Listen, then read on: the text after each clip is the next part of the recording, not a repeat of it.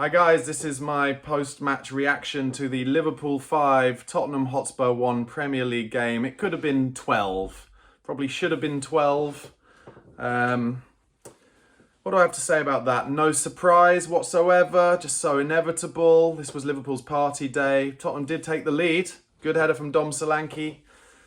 But, another mix and match side. Ange made 8 changes. And honestly, just, what's the best I can say for it? Just every player on the pitch for Spurs, determined not to get injured, not going hard into tackles. Liverpool wanting it more than them, as you'd expect. There's not really much I can say about it. Just like I said, it could have been 10. Could have been, I was very tempted before the game to put a bet on at 9-2. That Liverpool would win by 4 goals or more, and that's what they did, but I didn't, so I didn't even get any money out of it. Just found in that first half even more new ways to concede embarrassing goals, trying to play the ball out from the back unnecessarily all the time, but that's Ange's way, so it's Ange's fault. When we concede those goals, it's Ange's way, so it's Ange's fault. And listen, the reality about Ange is he keeps his job until we go out of the Europa League. And if we turn Bodo Glimt over 4 or 5-0 on Thursday, once again, we won't be thinking about this game. But I'll say it again. We will finish the season in 17th place in the league. There is absolutely no doubt about it in my mind. There are no games that I look back, look at the fixture list of and think, oh, Spurs will probably win that this season. No. And I think Liverpool have now scored 15 goals against Tottenham this season. 15 goals. That is the most goals they've scored in a single season against any team in their entire history. I mean, how does Ange defend that? I don't know how Ange defends it. You can't blame the injuries. It's just, you can't concede 15 goals to one team in like 3 matches across the season. It's just completely mortifying and embarrassing. And there are young players. He gave Archie Gray a try in centre midfield, and the kid was lost today. He's playing against the best midfield in the land. And he's not ready to play midfield. He's not ready to take it on the half turn. Maybe he would be if he had some better midfielders around him, but no Bentancur today. And he was in midfield with Bergvall, who obviously, and I don't blame him, he's not going to fly into 50-50s. He worked hard, but he's got a big game on Thursday night. They all do. We played Ben Davis and Kevin Danso at the back. They conceded 5 without, I guess, doing anything particularly wrong. Tottenham just do some absolutely wild things. So many occasions where we're kind of fighting for a 50-50 in the Liverpool half. And you just see, we were wearing blue today, you just see 4 or 5 Tottenham blue players run past the ball in the hope that we win that 50-50. And then we don't win the 50-50. And Liverpool are like 4 on 2. And they scored a goal or 2 from that today, but they also missed a load. And listen, I said it earlier in the watch-along, it's horrible to see the change between Liverpool and Spurs in the last 5 or 6 years. Do not forget, before Jurgen Klopp took over at Liverpool, and now Arne Slot, obviously, Spurs finished above Liverpool in like 8 of the previous 10 seasons, and now Liverpool, just through some shrewd ownership, shrewd decision-making, have just left Tottenham in their dust. Tottenham are nowhere near it. Honestly, and if Tottenham don't make the right decision in the summer about a manager for next season, they could genuinely be in a relegation battle. That's how much of a mishmash this squad is when things are bad. There is a lot of talent there. There's undoubtedly a lot of talent there, but talent can very easily lose confidence, and there's no confidence in that team today. And he made 8 changes, and we've been shown time and time again this season that those mix and match teams that Ange puts out, they never ever work. And I guess the only positive we can really take is Van der Ven didn't play, Romero didn't play, nobody seemed to get injured, and we move. We move to the Tottenham Hotspur Stadium Thursday night, Bodo Glimt at home, and it's everything, because we need a proper lead. I mean, I have to say, I did say this against Frankfurt as well, but against Frankfurt away, we weren't playing on a plastic pitch in a tiny little ground, and Bodo Glimt have taken on all comers at that ground. I watched the second half of their game against Lazio at home. They should have scored 4 or 5 against Lazio. Lazio did not know how to deal with it. And let's face it, Tottenham's experience on a plastic pitch this season was against Tamworth, and they didn't exactly cover themselves in glory there. Anyway, that's Thursday night. I'll do some team ratings, some player ratings today. Vicario made a couple of saves. 5.5, 6. I'll give him 6. Spence, 5.5. Davis and Danso, 5.5. Udogi, 5.5. Scored an own goal, so I'll probably have to give him 5. In midfield, Gray, I'm afraid he got hooked at half time. Have to give him a 4. Bergvall, I'll give him a 6. Tried hard. Madison went off pretty early. 5. Tell, 5. Solanke got his goal, so I'll give him a 6.5. Johnson, 3. Just not in the game.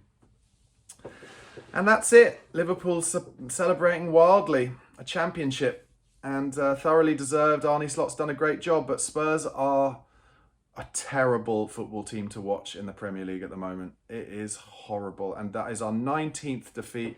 And there is nothing good to say about what is happening at Tottenham Hotspur in the Premier League at the moment. And never known anything like it. I mentioned it earlier, but I'll say it again. The Tim Sherwood days. Everyone takes the piss out of Tim Sherwood and the gilet wearing and letting the fan come onto the bench and whatever. But it's damn sight better than this shit. Damn sight better. His results were so much better. It's never been as bad as this. And you wait. Ange Postecoglou will come out in the press conference and say, oh, look, I thought we controlled the game pretty well first 15 minutes. What are you watching, mate? Every single time after a game that we get thoroughly outplayed, thoroughly dominated. And I don't mean possession. You know, when he comes out and says, oh, we had all the possession or whatever. Doesn't mean shit in terms of game state. This is another game, just like Forest was, just like all the games, Fulham, whatever, where the opposition dominated us because they know how to play us. They know what they have to do, and it's very, very little. It is as simple as that. Tottenham are a laughing stock. I think one of the main reasons Tottenham are maybe not getting fully laughed at by absolutely everyone is because Man United are doing nearly as badly as Spurs. But we are a laughing stock. We are a meme. And it's just ugly and boring to watch. I mean, I'm hungover today, but I'm yawning so much during that game. Endless yawns. And it hurts. I'm watching here, like, the whole Liverpool squad singing You'll Never Walk Alone with the fans. Like, imagine that show of unity. And at Tottenham, it's toxic. Listen, I'm going to say it. Back in the late 70s, Spurs won the double in 1961, right? But only 17 years later, they were relegated from the top division. And in terms of it setting us up to then win trophies in the 80s, it did. It kind of put us back at a level where they had to build from the bottom up again. I'm not saying we're going to get relegated, but like I said earlier in this, if we don't make the right appointment, mad stuff could happen next season, but we need a proper fucking reset. And it needs to start with the chairman coming out and saying, listen, I've done a terrible job here. I've made some huge mistakes. And I'm taking the Europa League off the table here because, look, we could win the Europa League, but I'm sorry. Even I know, even though we're the last 4, the reality is you have to kind of agree with what Carragher was saying last week, where Carragher was like, if Tottenham played Man United in a European final, there's no way Tottenham are going to beat them. And you kind of agree because everything mentality-wise would be against it. And I'd say Spurs have probably got, and I know it doesn't make sense mathematically, but I'd say we've probably got a 5% chance of winning the Europa League. It's tiny.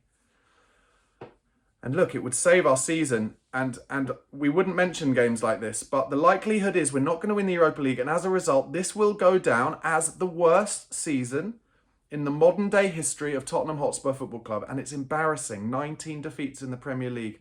It's embarrassing. Chris tries to get people on to talk to me in the fan show after these games. Nobody wants to talk anymore.